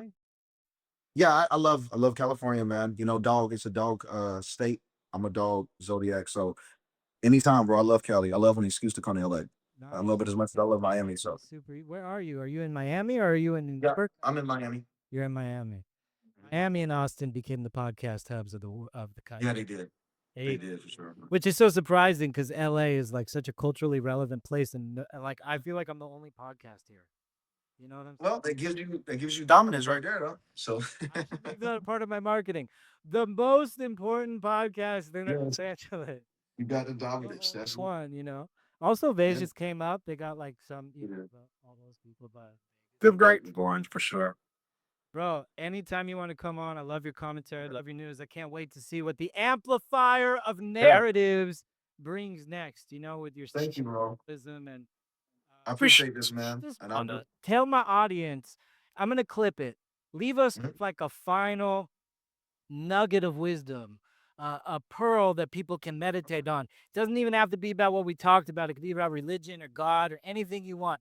Just make a closing statement, lead us out of here, give us something to think about till the next time we cross paths with you. Okay, I can say like what's currently going on with me. You could feel like you will always do everything right because I'm extremely calculated in a lot of things I do, and I try to make sure I please. I'm a people pleaser. I try to please everyone in my audience, and no matter how much you focus on trying to please everyone, you've heard it, I'm sure before. You're going to find out very quickly that you can't please everyone. But something that I found out that the moment that you stop trying to please everyone, you start gaining true support from people that are pleased by everything that you do. So that means stay true to yourself. Don't overly focus on people pleasers, but also keep people into consideration because you don't want to be, narcissistic. You don't want to think overly of yourself. You got to be aware of people around you, but at the same time, be aware of people around you, be aware of their emotions, but have self-awareness that your own unique individuality is what will lead you to people that truly supports you, truly believes in you. So if you're being slandered, if you're being cooked, if you're being ratioed, any of those things, you just haven't put yourself where you should be and put yourself in front of the people where it should be, or you possibly haven't done enough to where the people feel confident or emboldened enough to even defend you. So it's something that's lacking in your inadequacy. Put in more work, keep your head up, and never, ever, ever, ever, ever let them see you break. Amen. Wow. Wise words. Thank you, brother. I'm so glad that you came on the show. I knew I was going to mash up with you well. This is at top one of my favorite podcasts I've done. I can't wait to get you on another pan. Maybe even mash you up with some other people that crazy content. Come into the next video. Bobby and I are talking about the next movie we're making. We're just like spit some out. You should come Okay. get it on that. Just be We yourself. can exchange numbers. Let's see. Let's make it up. Let's see. Absolutely, brother. Stay up. Thank you so much. I hope this situation resolves itself quickly for people to get back out there. Make the millions, bro. Throw it in their faces. And when they complain that you're charging too much for a post, like fuck off. Don't hate the player, hate the game. Someone who's willing to pay it. Take the highest bidder. Raise your prices, bro. Oh snap! Yeah. The prior Yes, man. there we go go. good. All right, All right. anyways, brother. Yeah. God bless. Take care. This will be God over. bless you, man. And Thank you, bro. I really enjoyed this, see the man. next car you buy too. Okay. All right, man. Hey, you got to ride in it with me, bro. I'm in it, dude. All Let's right. go. Next time. All right, brother. Thank you. Peace out. God bless. All right, folks. That's what we do here at Awesome Jew. That's why we are Awesome Jew, because we walk across the boundaries of social context and we talk to everybody under the sun. And we have a great time doing it. I didn't even go to camera 2, but we were so in this podcast here that I felt like, I was just like on the edge of my seat. I can't wait to clip this one up. This is going to be a fun one to clip up. I actually have like this new automated AI clipping promotion program that I invented, but I haven't even implemented it once. I've been so busy. I just launched that product. I told people about it on my show yesterday. And the Optima Fast Filler, it's a machine that I made to send people to the website just to tell people what's up with me, where I've been at the last few months, because I didn't stream. I've been building this company. I invented this machine right here that like processes cigarettes and cannabis. It basically destroys big tobacco in the cannabis industry, and it's like it's a serious machine. It's like a lot. I said this with what was her name, Sloan Rahmath. This is the machine I made. One machine, all pre-rolls. And here I am inventing machines. And I am like so set on like my engineering company and everything that we do. And, we have like, we really made like a fantastic machine, folks. Makes all types of pre-rolls. And like, I suggest everybody get out there and connect.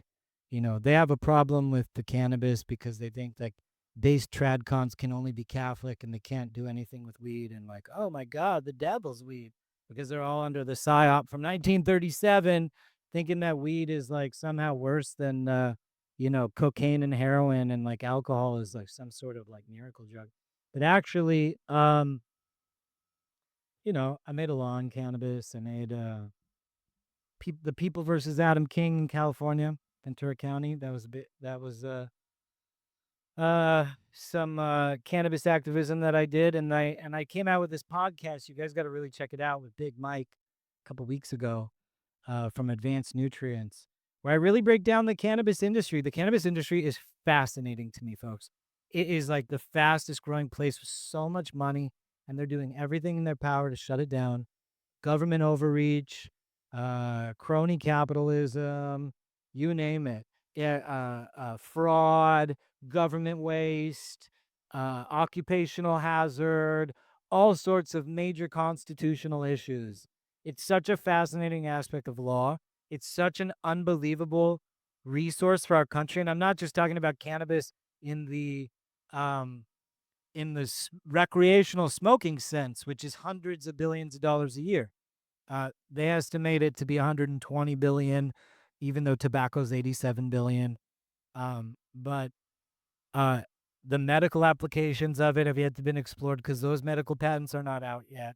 People haven't patented them yet. And I was talking on this podcast about the actual like hempcrete and other products that are made from the plant itself that are not intoxicating. They're not connected to cannabis, and that's like $1 trillion textile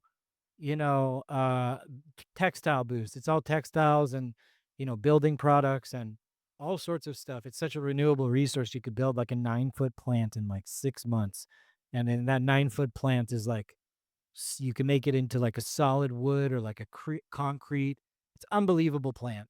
And it also like cures cancer. And it's like really a miracle plant. So I have no shame in cannabis. I should have asked Dom about that if he's into cannabis. But that's where I've been at. I've been working on the cannabis front, trying to change the industry and save the industry so that other countries don't become the cannabis leading country of the world. And we just become some sort of mindless eater that just buys our product. And I got to say, California chased out all of its cannabis businesses. It was a $30 billion industry before legalization. They created this system called Metric, which is like their track and trace system. And essentially, like the metric system, because they could trace every part of cannabis under this system, they boast that the industry is worth $5.5 billion. And they literally cut out $24 billion from the GDP of California. And 20,000 people lost their jobs in Los Angeles. Nobody talks about it. Nobody reports on this. Nobody even knows about this. But it was billions of dollars. And they're like wasting our money left and right on the train to nowhere, the bridge to nowhere, or the, like burning down the Palisades and anything they could do to waste money and destroy things. And then along came Oklahoma. And Oklahoma basically legalized the black market. And so it only takes 23 acres to grow $1 billion worth of product. I mean, if you think about it, and there's billions of people around the world that consume cannabis. Over 100 million people consume cannabis in America once a year. That's crazy. A third of our country consumes it. It's such a renewable resource. And it is a tremendous wealth generator. So I want to prohibit big pharma, big tobacco, and big alcohol from doing everything that they can to stifle the industry.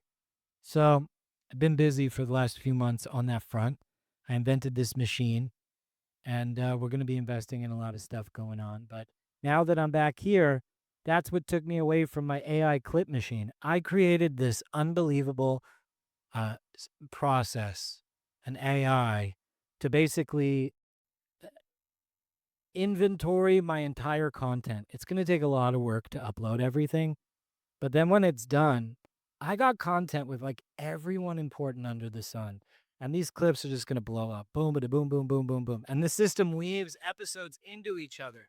So let's say I type out a speech and I'm like, hello, my name is Adam King and I'm an inventor and podcast host.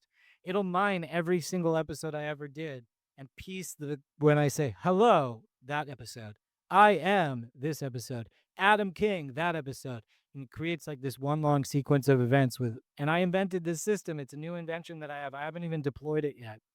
All content creators are welcome to contact me about it if they want to get with it, because, it could absolutely revolutionize your content if you have 1,000 hours worth of content or something like that. If you got less than 100 hours worth of content, whatever. But this is for mega content creators that want to archive their entire system and they want to put their entire everything under one format that can automatically clip and piece together anything that they've ever said on the internet at any time in real time. And in truth, if something goes trending on Twitter or any social media, you could literally type in and it creates one of those arc bubbles of words, when it will count how many times I said any word in any podcast. So you said the word Donald Trump X amount of times in all your podcasts. And it will fish for clips. It mines clips for you. It's this whole automated AI system that will mine clips for you from your content and piece them together. So I just been waiting to unload this system. I've had no time. If you want to volunteer for the show and just sit there and upload clips, I'm totally down. We are volunteers, and we're always taking more, but it is a mission to sit there and upload and this. It takes days of dedication, but that's coming. And when it comes, the internet will be flooded with me and all this content. And until then, I'm just putting on bricks, brick by brick, of content after content after content. Dom is one of those bricks. Last week was Owen Benjamin and the Adam Green debate. That's a brick. The Nick Fuentes debates, bricks. Dan Bilzerian, bricks. David Duke, bricks. Nick Fuentes, bricks. Lucas Gage, bricks. I got so many bricks. Dinesh D'Souza, the positive ones, bricks. Seth Dillon, bricks. Josh Hammer, bricks. Shabbos Kestenbaum, bricks. I got so many bricks with people. Tomorrow I got Bree Dale. we're talking all about the Catholic Church, going so deep into all sorts of things with the Catholic Church. Those are huge, bro. Those are stones, bro. Those aren't bricks, those are stones. Building castles. And we're still in the build phase. But those are my architect's tools to be fountainheady like Ayn Rand, since I'm in this book. Those are the architect's tools. And I'm going to piece this together. So, God, we have so much content, even from before with all the Ben Stein stuff and Roger Stone and all that stuff. There's so much content, endless content. And we're putting it forward every single week here at the Adam King Show on Awesome Jew. Subscribe to Awesome Jew. Subscribe to the Rumble. Subscribe to the YouTube. We stream the YouTube now, but the YouTube doesn't really dominate. You know what I'm saying? The YouTube could be a lot better. We got to get the YouTube higher. But yeah, thank you guys for tuning in. I can't wait to see you tomorrow. And then Wednesday, we got Karis Ray. And the week after, I think I got Neeson Black and possibly Ashira Solomon and all sorts of good people coming down the pipe. It's going to be a lot of fun. I got more time now that Pesach is over. I'm focused. I'm in it to win it for America, for Epic Fury. We're taking Epic Fury all the way. We're going to go back to Iran, folks. Saudi Arabia offered us $1 billion. I'm going to read you this. I'm sorry, $100 billion to pay for the war effort. I just want to read you guys this before I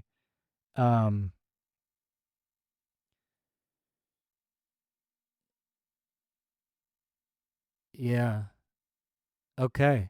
I guess my mic was low for the podcast, but we'll amp it up in the clips. This is why I say call me before the show, folks. But anyways, we had fun, and we're going to continue the show every single time here on Awesome Jew. Thank you for tuning in. Peace.